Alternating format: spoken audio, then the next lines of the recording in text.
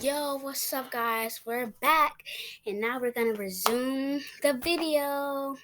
Yep, hi again. Alright, here we go. Attempting to slice my back open with every step he took. The deranged psychopath managed to get close enough to plunge the knife into my shoulder. Needless to say, I ran out of the front door and didn't stop until I was hunched over trying to catch my breath, a block away from the police station. I packed up my things a few months after that, moved into an apartment with my now husband, 1,000 miles away from the town that I grew up in. I had to move 1,000 miles away from Psycho Michael in order to feel safe, but even that made me crazier. I attended therapy for several years afterward. I couldn't sleep without the lights on because the image of him holding a dead cat had permanently seared itself into my mind. I was paranoid for months, afraid that he would jump out from behind a corner, and yet I still harbored the idea of having my own children one day. Truth be told, I honestly did care about the Cooper kids, but after the injuries I suffered, physical and psychological, my parents and I had no other choice but to press charges, at the very least to pay for medical bills and counseling. Michael, being as young as he was committed to a psychiatric treatment in juvenile detention for nearly 3 to 5 years, from what I heard. But after all the legal processes were complete, I couldn't bring myself to digging any deeper as to not relive that memory. Looking back on the incident now makes me feel silly for even being scared of a 10-year-old. It's strange how life works sometimes. It's strange how I just froze there. I eventually realized that I don't want children, and I absolutely Oh! Kingo, where are you? You're late. Just gotta park this, baby. refuse to babysit for anyone.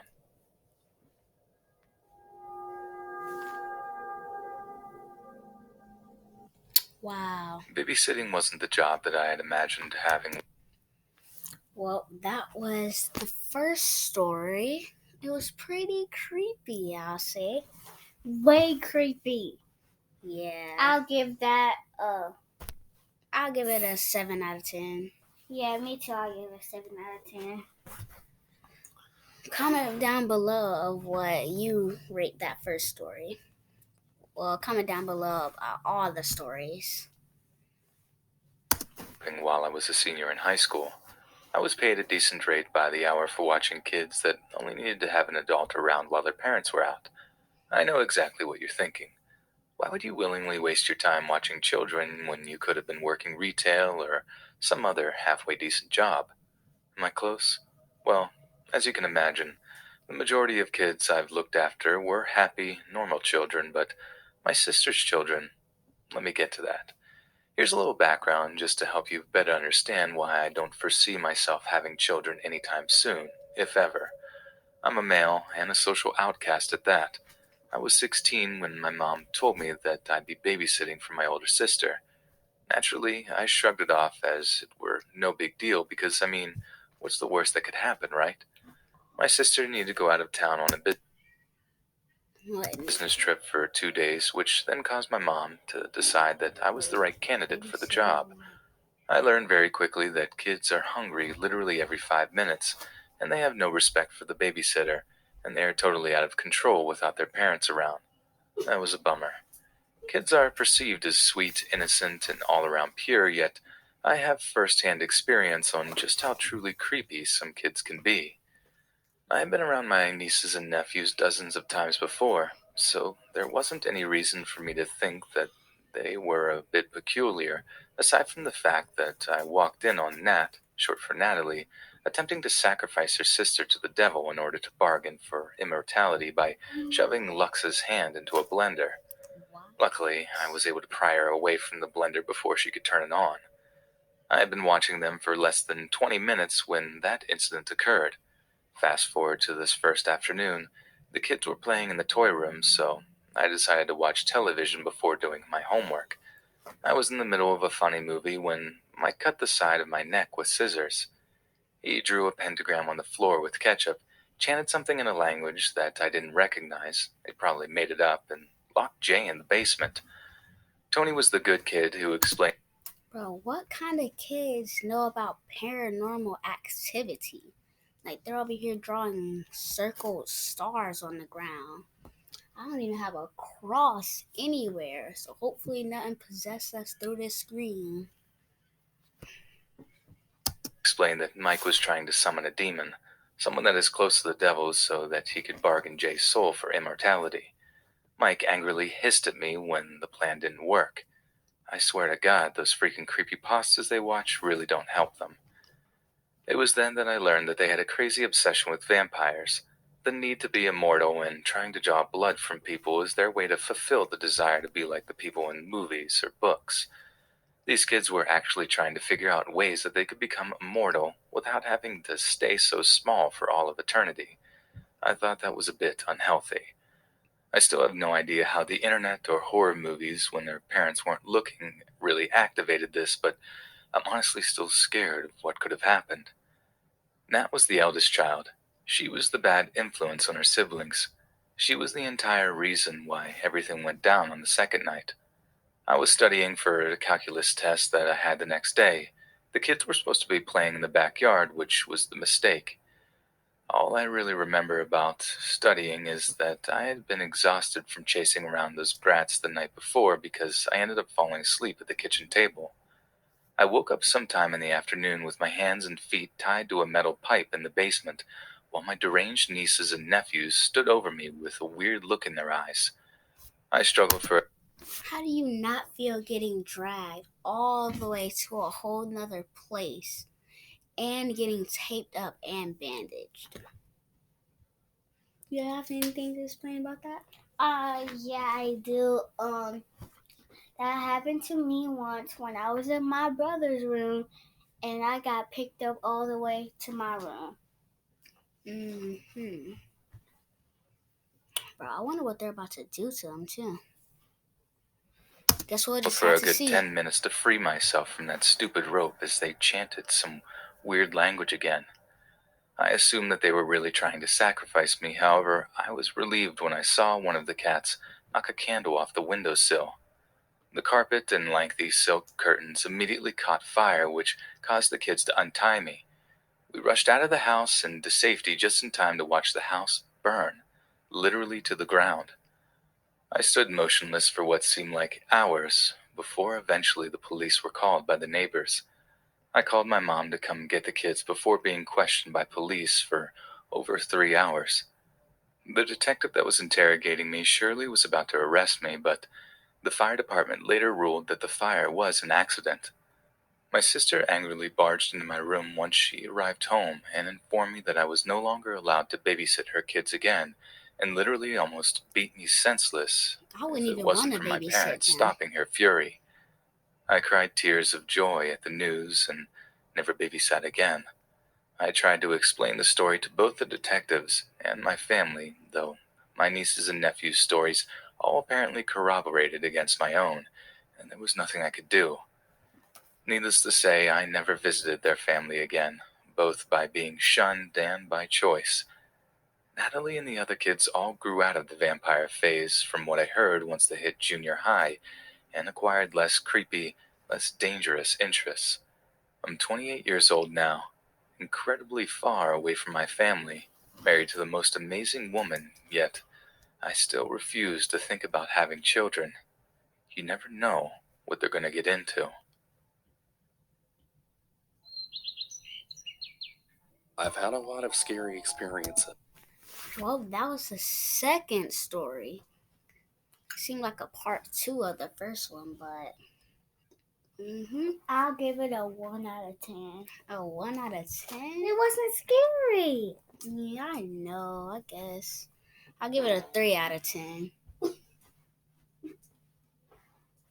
Or what did you eat? Some beans? You over here blowing the room up. Sorry. I'm sorry. Okay. Well, let's go on to the second story. But I I mean, the really think third. this one's the scariest. It was October 2015, and my sister was giving birth, and I was babysitting her son, who was 9 at the time. The second night I was there, this happened. I'd put my nephew to bed in his room, and then the dog in his cage in my sister's room, which I have to get past to get to his room. I then go downstairs and I get on YouTube on my computer. Well, about an hour later, I hear a door slam. I just assume it's my nephew going to the bathroom. I then hear another slam. I assume it's just him wanting privacy, and I then hear a third door slam yet again. I don't know how to explain it, but I kind of just knew that it wasn't my nephew. I kept hearing things being moved around, kind of like a dresser being moved across the floor. I then start to remember that this house was built not as a regular house back in the day. The attic is apparently connected to the house next door. All you have to do is go up the attic, walk a little, then lift the top and climb down the ladder. I had no choice but to go check on my nephew. I'm still hearing noises as I go up. I hear the dog in his cage going absolutely crazy, like he was trying to get out or something. I walk halfway up the stairs, then all of the noise just stops. I look in his room, and he's sleeping with his door open. There was no way in hell I was going to walk past that pitch black room. In my mind, as long as he was safe, that's all that mattered. I then walk back downstairs. As soon as I walk back downstairs, I then hear footsteps running, followed by a door slam. Well, the next day I decide to tell my sister and brother-in-law. Bro, there is something in his house. He is hearing things running around, slamming doors, and his nephew is asleep, bro. Leave that house right now. If I were you, bro, I would have just ran out the house, dipped, never came back, never told anybody. I'm gone. But Packing my then, bags, I'm out. but then the thing can just get closer. I mean, yeah, but at least I'm not in that house no more. After I told them, what they said next to me chilled me to my core.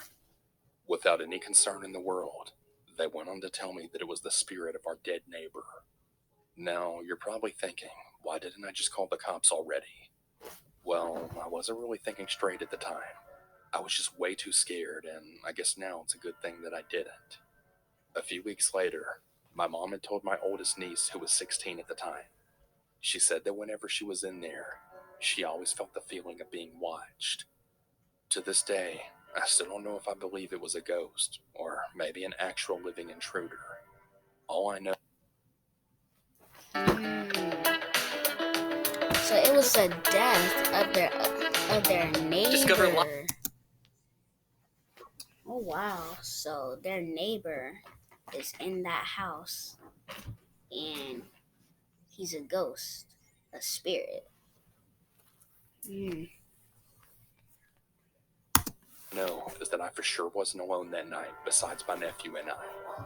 Never again will I babysit there. Screw that. They're all babysitting stories.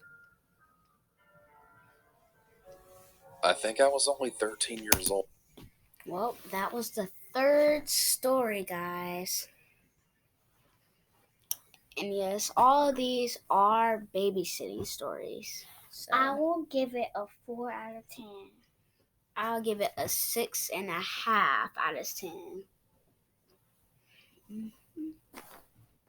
Don't forget, link your ratings in the comments. Years old when this happened. I would be paid extra since I was going to be babysitting so many kids. I don't recall how many, but there were a lot. The reason why I was trusted with so many was because I knew them since my parents and their parents were all friends growing up, making us kind of form into a group. Now, I was the oldest out of every single kid, which was the reason I was in charge. Of course, it was going to be a long night, knowing that our parents would be at some bar far away until like around 2 in the morning, and then stay at a hotel. For some background, I knew the kids, and they knew me. I being the oldest, 13 at the time, and the youngest being around 4. There was definitely a little bit of an age gap. The majority of the kids were around 9 to 10. Anyway, the parents left, and when they did, it was already around 4 in the afternoon. About 2.5 hours later, I made dinner for them. We sat down, and everyone ate their pasta. Because all the kids were together and they all knew each other, things got pretty crazy. I won't go into detail on exactly what went down, but some of the kids were just totally wild. I didn't really mind it though. It was pretty funny at the same time, but that's besides the point. So after a couple more hours, it was getting pretty late. I recall it being around 11:30 when kids were starting to settle down. I had to take care of some of the kids who injured themselves by doing some really stupid stuff that was really dangerous, and I couldn't make it in time since I had to deal with some other problems as well. But I would consider myself a very caring and kind person because I always did what I needed to do to calm them down. So like I said, it was around 11:30 when they were starting to settle down, and then not too long after, they were starting to pass out. I brought and carried them upstairs and put half of them in one of the two kids' rooms. For the sake of keeping the real names out, basically we were at the house that belonged to the Abels family. Ava and Dom were the kids in the family, making it their house. I put half the kids in Dom's room and the other half in Ava's room. They passed out very quickly after that. I went back downstairs to chill out and then listen to some music. After listening to music for a while, Ava comes downstairs, and this is where things start to take a turn for the worst. I had to look because I was listening so loud that I couldn't even hear her calling my name. She then said in a really scared tone, "Something keeps being thrown at the window in my room. I'm really scared." I was a little uneasy to be hearing this since this was such a weird thing to be happening at this time of night. I gave her a hug and I assured her that everything would be alright and that I would go check it out. The bedrooms were on the third floor, so this was especially weird since the room's windows were really high up. I went into Ava's room and I saw that the kids were sleeping. I guess no one else had heard the something hitting the window. I started to think that Ava was just making this up or something. I went back downstairs and I went to the couch where Ava was. I was a bit surprised to see that Ava wasn't there. This is when I then hear something from downstairs. It sounded like a muffled girl scream for help. Oh my I quickly goodness. ran down there to see Ava in the garage, then being dragged out of the garage by a dark figure. Someone had forgotten to close the garage door, so it was just open. Who is that? There's a whole possessed man taking that child away. Bro, this is creepy, bro. That happened to me. Nah, I would be like, just kill me already. I don't want to live through this. Oh, this is creepy. I was so scared and I went into full-on panic mode. I then went back inside to go grab a weapon or something that I can use in quick defense. I found this spear-looking thing that's used for fires and also pushing wood in other areas. I picked it up, then ran outside to look for Ava. I soon saw Ava and this really dark figure, which was taking Ava in the backwoods. I then hit the dark figure in the back of the knee, practically stabbing the figure since it had a sharp edge on the side of it. The figure fell back and let out a yell of pain, which is when I grabbed Ava and then practically carried her back into the house. Very stupidly, I left the weapon I had outside. Since I was in a panic, I think that I just didn't have time to think about it since Ava was the main priority for me. Time for the spooky theme. Our dad just turned off the light. Now we need a night light. Hold on 1 second while we get this situated. What is it? Just put it in. There There we go. Shh. Now it's gonna be even creepier.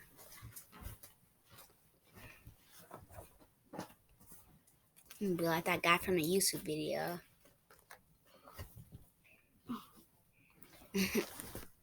Well, here we go. I get back inside and close the garage door, hoping that was the end of it.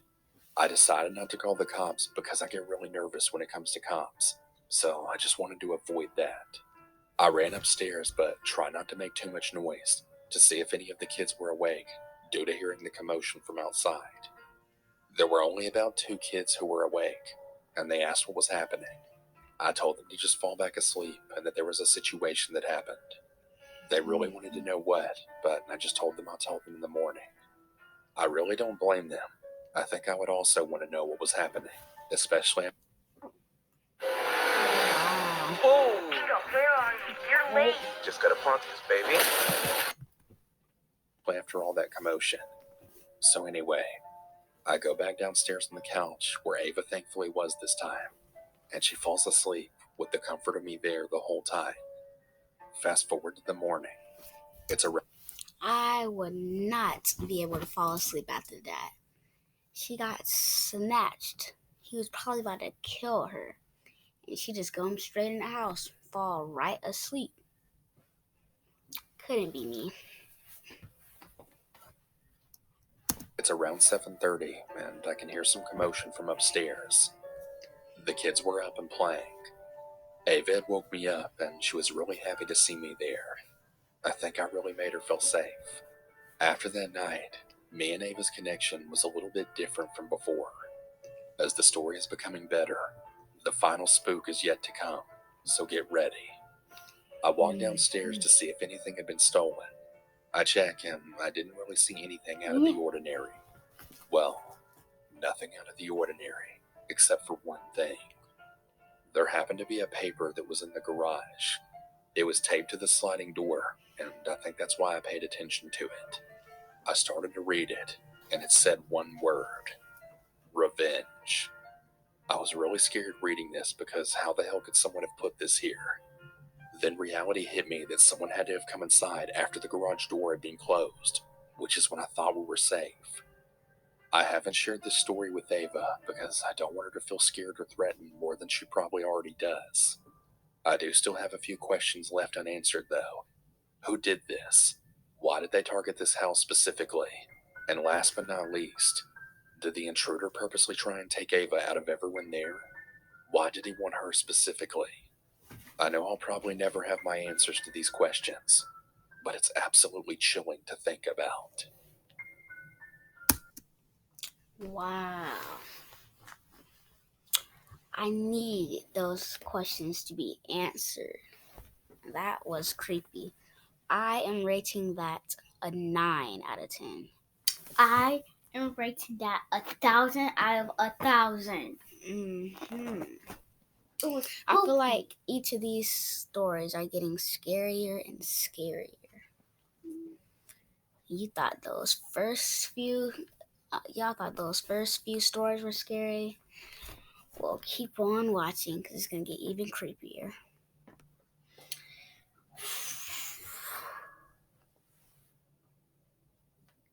I'm a female, and I'm 15 years old. This all started a couple months back when I got my very first job as a babysitter. I babysit on Sundays, Mondays, and Tuesdays. Keep that in mind. The people I babysit for don't even live that far away from my house. Their house is like a block away from me. So by now you've probably guessed that I walk to work. No, I've always been a very cautious person, and also a paranoid one, so keep that in mind too. The first time it happened was after a month of doing my job. One day I got done babysitting and I just walked to my friend's house that's a couple of blocks away from their house. So as I'm walking there, I hear someone behind me. I should also mention that I was Snapchatting my friend to let her know how far away from the house I was. Anyways, I hear someone behind me, so I turn around and see this guy on a bike right behind me. I didn't think too much about it, but I was keeping him in mind.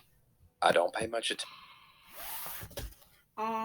I'm sorry to mention this, guys, but that looks like the same dude from the other video. Mm-hmm. Let me tell you about this story. So, me and my dad, we were just outside walking our dog. We named her Aubrey. And as we was walking her, we just saw this man. He was on a bike just like he is. He was just walking around. It seemed as if he was drunk or something. And he was on Twitch or something. And he was just talking, just streaming, just saying random things, cursing and everything. And he was just following us around, bro. It was so creepy. But when we was heading back to the house, he stopped following us. So yeah. And he looks just like that guy. attention to him and I keep Snapchatting just in case he tries something. I then turn to the left, and so does he. At this point, I'm really aware now of what this guy's doing. I'm pretty sure he's following me. The guy looked tall as hell, and I'm only 5'5". So again, I make a turn, and so does he. By now, I'm getting pretty panicked, and I'm very much aware that this guy is following me. Anytime I slowed down, so would he. If I sped up, again, so did he. My friend's house comes into view, and I speed walk over there with him telling me. I reach her front door, and I start knocking, and then I hear someone say, "Hey, you better watch out. I'll get you." and I turn around, and the guy was right behind me in front of her house. By this point, I'm very panicked, but I just keep knocking, and before she answers, this guy then pulls something out.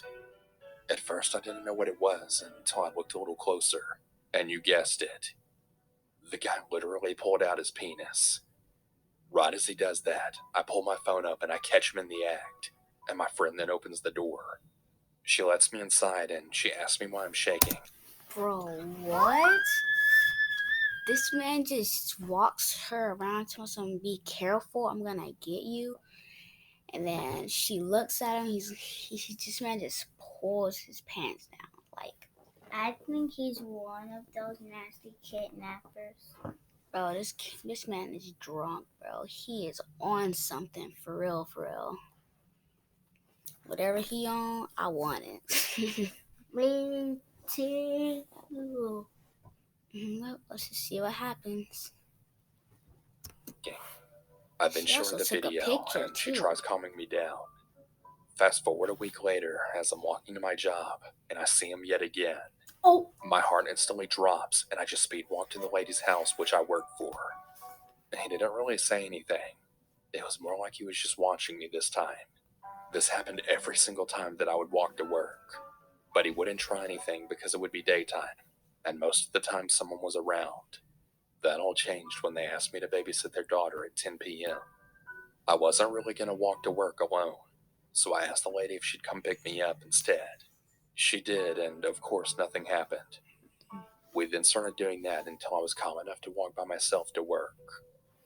The following week, she asked me again to babysit at night, so I decided to take a knife with me just in case something happens, and I told my mom goodbye.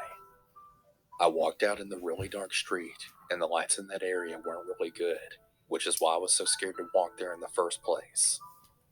But anyways, I was walking to work, and I then hear a crunch behind me. My body then immediately tenses up. I knew someone was there, but I really dreaded thinking it was him. bro, beat I this decide man not to look up. back, but instead just speed walk again. For a few minutes, I didn't even hear anything, but I then turn around, and there he fucking is. I don't say a single word and just straight up bolt to their house. I tell them what happened, and she told me not to worry and that he wouldn't do anything, then left me to babysit. Coding took Fajit to another level. It gave her Oh something my to look forward to. goodness. This man is chasing her every single time she tries to go to the house. Man, I want to be that girl. You want to be her? Yes. Why? So I can stab him. That's why. Oh, he's trying to kidnap her and possibly kill her. And yeah. Fast forward the second day, and I walked to work, and nothing happened this time. I was checking all my surroundings like a really crazy person, but no one was there. I then turn and knock on their door, and from the corner of my eye, I see movement. I look, and this guy's leaning out from behind trash cans, and I barely caught him. My heart started going crazy. I This then knocked man harder is on the door, crazy. and I saw him from the corner of my eyes just looking at me. He probably didn't even know I saw him, but I did. Fast forward the next day, and the walk to work wasn't really that much. I didn't see him, but the walk back, that's a different story. I was walking back, and I think it was about 12 a.m. I texted my mom that I was on my way home, and she told me to stop by the store. Now, the store is like right across from our house, so it wasn't really a big deal. This weird creep follows me, all the while making kids noises and saying really weird things like I love you over and over again. I just walk to the store and this guy literally stands right in front of the store. I get very angry at this point and I tell the cashier what's going on. He then looks at the guy for a minute and then tells him to leave. He says he wants to buy something, but the guy just tells him to leave. Well, he doesn't leave and he just keeps on standing there. So I then say to him, "Why are you following me?" He then Finally. says back, I'm not following you. and I said, "Yeah, sure you're not." And I just stand in line and get my stuff and then walk out the door. The guy has the audacity to continue following me, all while making kissing sounds and then repeatedly saying, I love you. I'd die for you. I was just so fucking mad at this point that I snap back and say, "Look, fuck off, you creep. Leave me the fuck alone already," with a very angry dang. tone. This doesn't even have an effect on this guy, and he just keeps repeating the same shit. I then tell him, "Look, I know where you live, and I'll tell your mom about this, because I've actually seen him leave the apartments that are near the store." Anyways, he doesn't even care what I'm saying, and he's making eye contact with me the entire time. I just walk to my house, and I finally get there, but right before I get inside and slam the door, I then say to him, "If you ever follow me again, you're gonna fucking regret it." He responds to this by laughing, then saying, Oh yeah? What the hell are you gonna do? and proceeds to blow me a kiss. I then just walk inside, feeling very numb. This man is crazy. I had just finally got home and I just started sobbing. My sister asked what was happening, and I told her everything. She's extremely overprotective with me, and she got really pissed off after I told her. Oh, She tells me that she's going to walk me to work and that if we see him, she's going to kill the guy. Dang. Obviously, I know that's not true, but it really made me feel better. All of this happened last week, and today in a couple of hours, I have to babysit again. oh. I know it doesn't seem like much, but I'm still really scared of what will happen to me in the future. I really don't even know what to do at this point. If any of you guys that are listening have some advice, please tell me what to do. Okay, I got appreciate nothing you for taking the you time to listen. I got besides something. beat If this anything else man up. happens, I'll definitely. I got something. So mine is, if I see him, you know what I'm gonna do? What? I'm gonna run to a whole stranger's house. I'm gonna beat the door until it falls. I'm gonna grab a person out the house, and I'm gonna force him to walk me to work every day. And if you see the guy, I'm just gonna turn around and square up with him with the knife, because she said she's taking the knife with her. All she gotta do. So if she was taking the Stop. knife, she could have stabbed him when he was saying all that. Well, yeah, this was story 5. I'll rate it 7. A 7. Yep, another 7. What do you rate it? I will rate it for a weird part and the scary part. The weird part was a 10 out of 10. The scary part was a 4 out of 10. Well, let's go on to the last story. This gotta be very creepy. Definitely give you guys an update. Be safe out there. I will. Yeah, we will. Here we go. In June of 1969, 6-year-old Dennis Martin accompanied his family on a camping trip to the Great Smoky Mountains National Park, a mountain range rising along the Tennessee-North Carolina border in the southeastern United States. The name Great Smoky Mountains comes from the natural fog that often hangs over the range, appearing as large smoke plumes from a distance. Interestingly, this fog is caused by chemicals emitted from the local flora, chemicals that have a high vapor pressure and easily form vapors at normal temperature and pressures. Yet even having heard the scientific explanation behind the phenomenon, seeing all that fog clinging to the hilltops is a very eerie sight indeed. Hailing from nearby Knoxville, Tennessee, the Martin family had a long-running tradition of celebrating Father's Day by taking camping trips to the Great Smoky Mountains.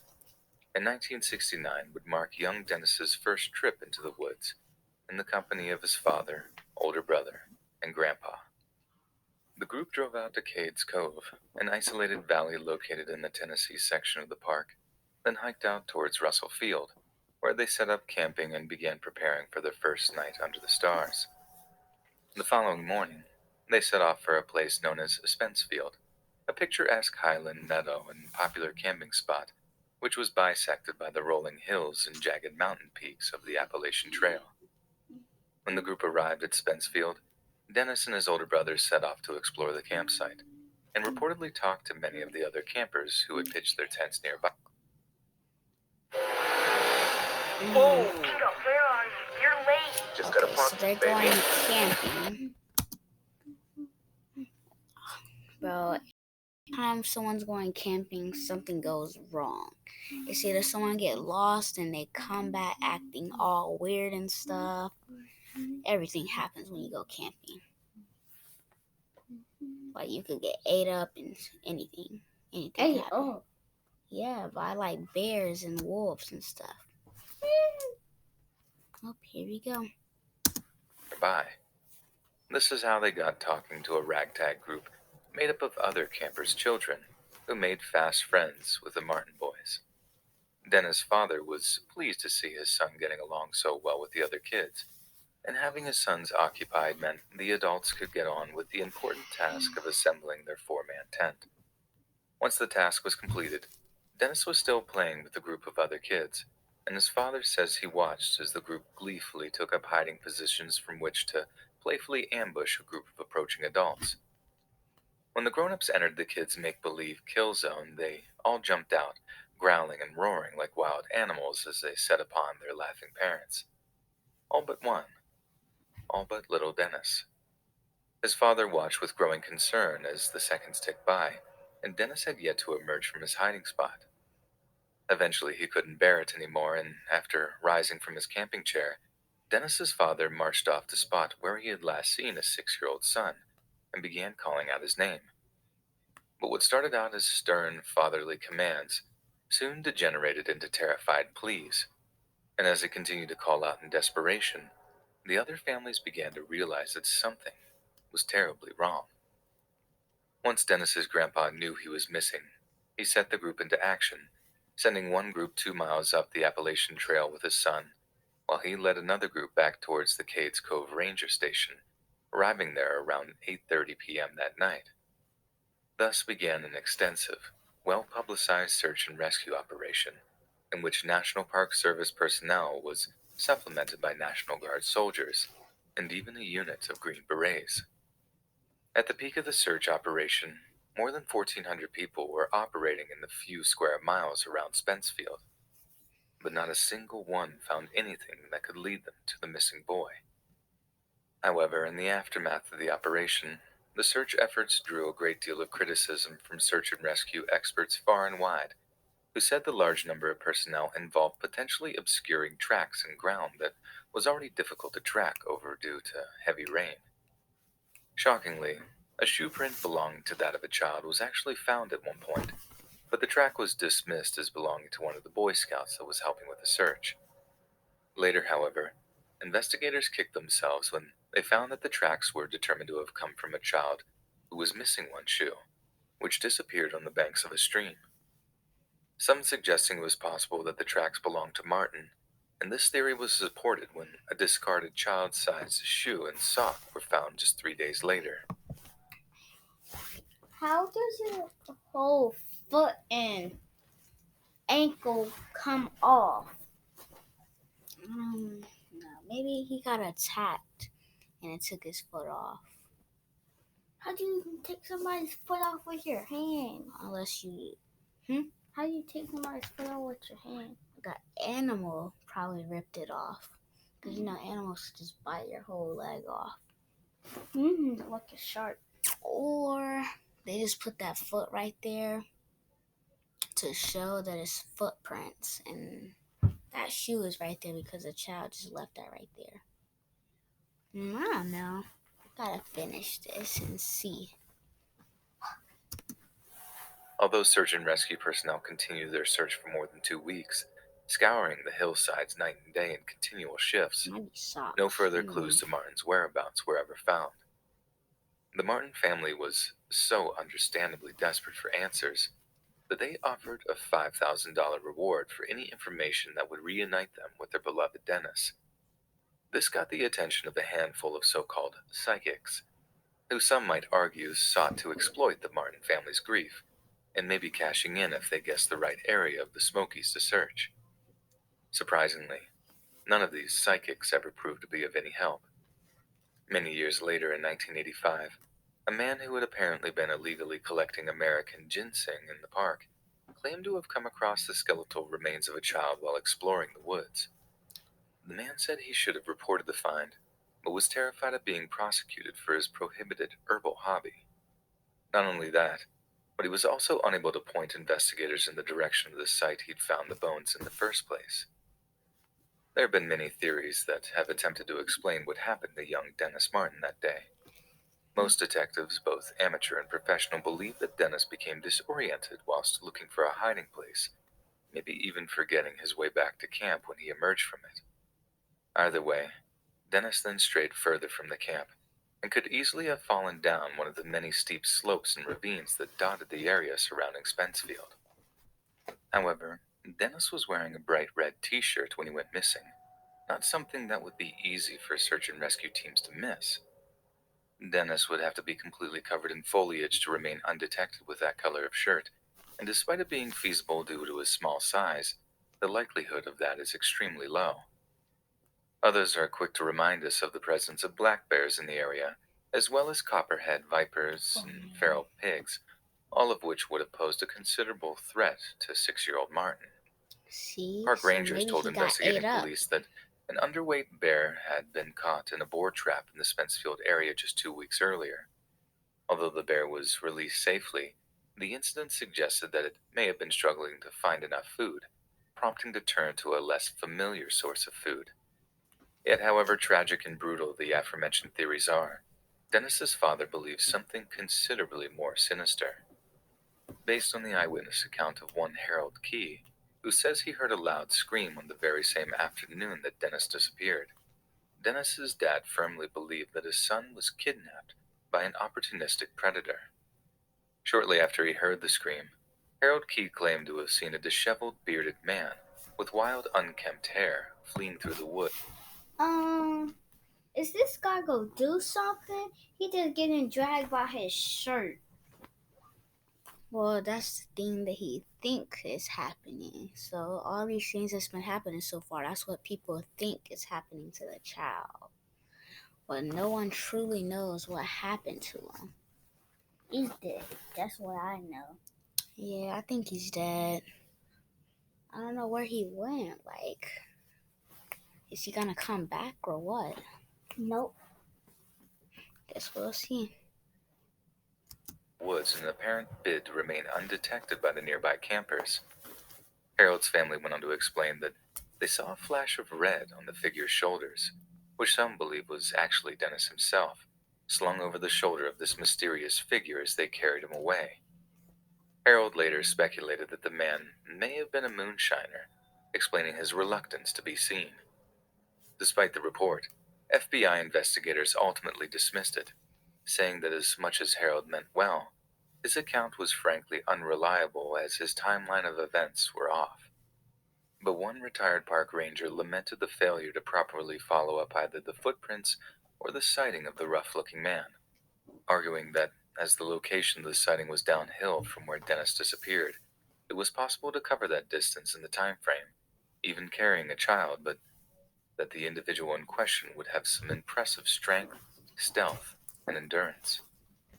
So if this is the case, who is this hairy mystery man?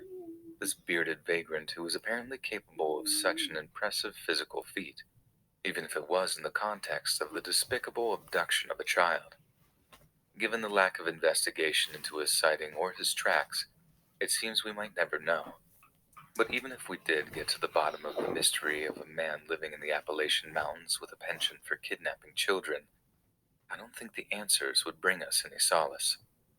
Maybe the closure would be worth it, especially for the family, but nightmares can be a high price to pay, and wondering what happened to young Dennis Martin can give even the most hardened true crime reader some very sleepless nights. Wealth is indulging in Wow, how they gonna end it off like that? I wanted to see what actually happened. Well, that was unfortunately the last story of today's video. I hope you guys enjoyed. Don't forget to comment what you liked about this video and like and subscribe. yep. Also, don't forget to rate every story in the video. See ya, guys. Bye, everybody. Goodbye. See you guys tomorrow. See you guys in the next video.